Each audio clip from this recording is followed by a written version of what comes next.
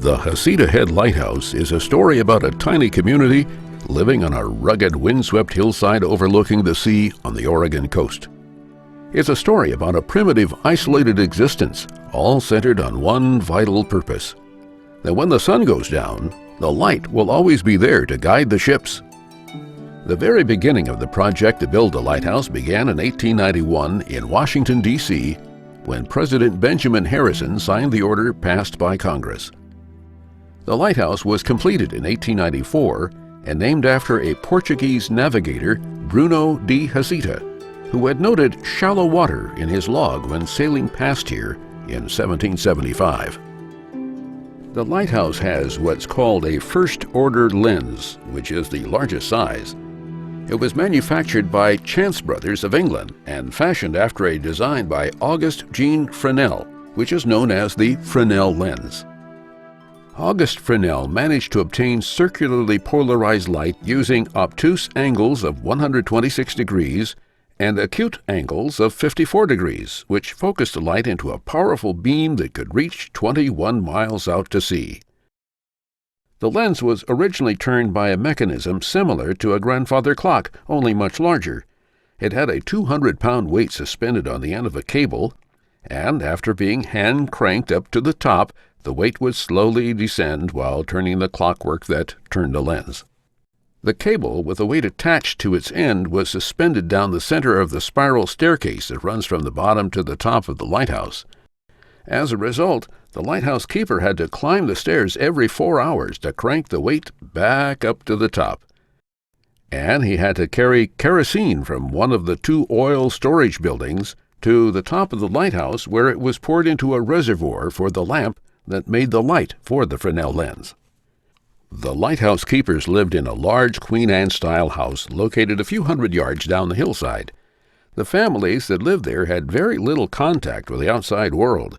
They grew their own vegetables, had their own school for the children, and were as self-sufficient as possible, due to the almost impassable road that led to the closest town 12 miles away. Until the 1930s, the first assistant and second assistant lighthouse keepers and their families were the ones who lived here.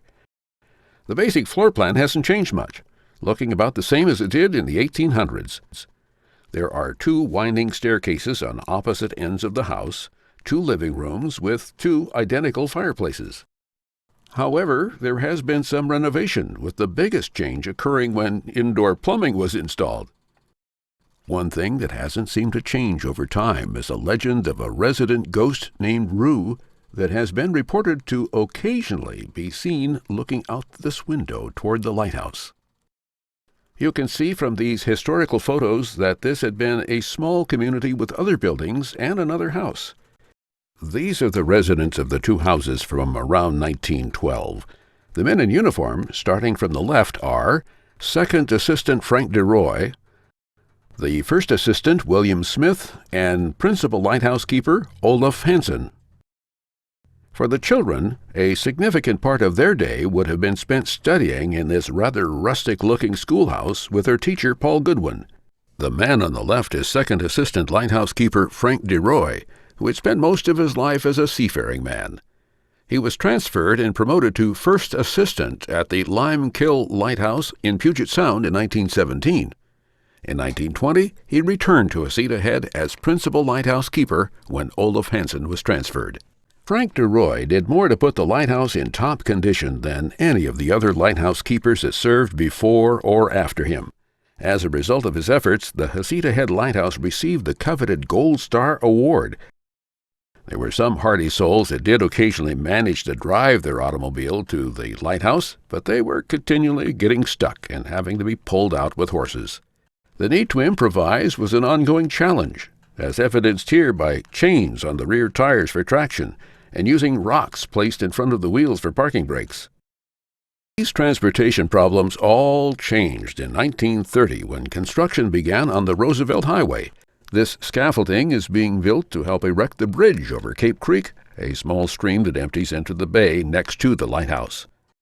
The 220-foot span was completed on March 31st of 1932 at a cost of $150,000. Throughout the construction period, the public's interest was very intense, to the point where sightseers were getting in the way of truck drivers working on the project. One of the equipment operators that loaded many of the trucks while cutting the roadbed was William Lindley. He moved to the nearby town of Cushman and brought his wife Margaret and their children.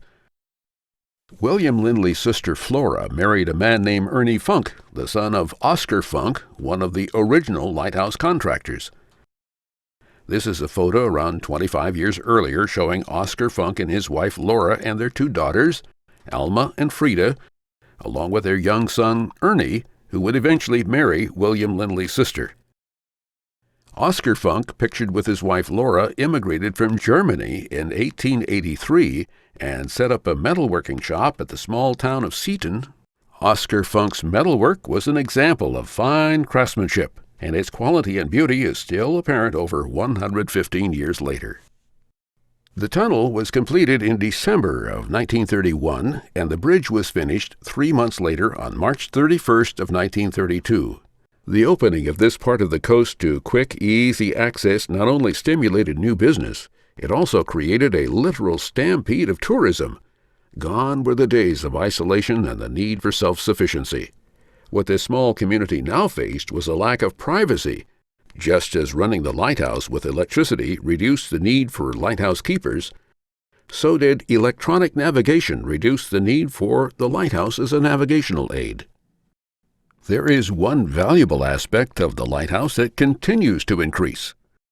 That's tourism and the privilege of being able to see and touch an important part of Oregon history, such as this stone the boys are playing on that had been placed there to help ladies disembark from the carriages pulled by horses. These remnants of our past, found in a place that is both rugged and beautiful, has made the Heceta Head Lighthouse into one of Oregon's primary tourist destinations. Aside from the history and scenic beauty, visitors now find daily tours, a gift shop, and accommodations, as the lighthouse keeper's house is now a bed and breakfast. It is also a very popular place for weddings. This young couple came all the way from Manhattan to say their wedding vows in front of the lighthouse.